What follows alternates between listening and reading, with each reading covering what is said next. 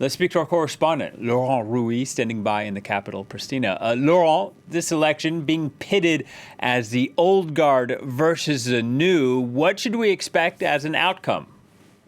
Well, apparently, and according to all the polls, but also according to any conversation that one can have with voters and the general population in the streets, Albin Kurti, which is the opposition candidate, the anti-corruption candidate, newcomer in the political scene, because he was always in the opposition, is likely to win, and is likely to win by a landslide since he made a coalition with one of her former foes, the acting president of Kosovo, and they are likely to win over 50% of the vote.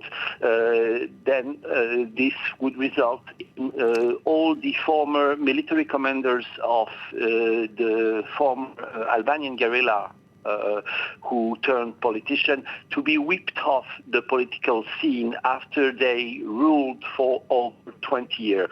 So we are probably on the eve of a major change in the political scene in Kosovo, with a totally new distribution of political roles in this small new country. So possibly a major change. Now, Kosovo declared independence 13 years ago. How could this election's outcome affect Western efforts to end tension between Kosovo and Serbia?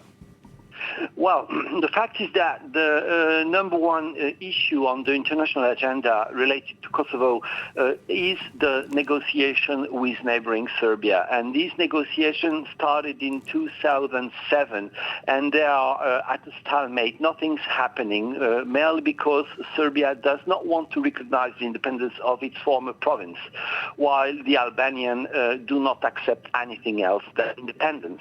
So given this, based on that, these negotiations are extremely slow, but something were happening in the sense the two parties were signing agreements that were not implemented, but something was done and something was signed.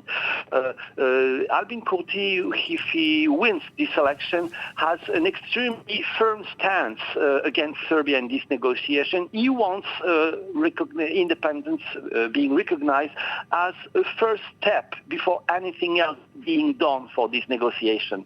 But this is not the way EU, Angela Merkel, Emmanuel Macron, but also Washington and Joe Biden see it. They want a solution between Serbia and Kosovo.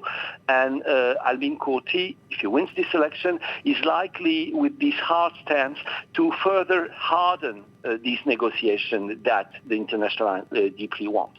All right. Thank you very much, Laurent. Laurent Rouy reporting from Pristina.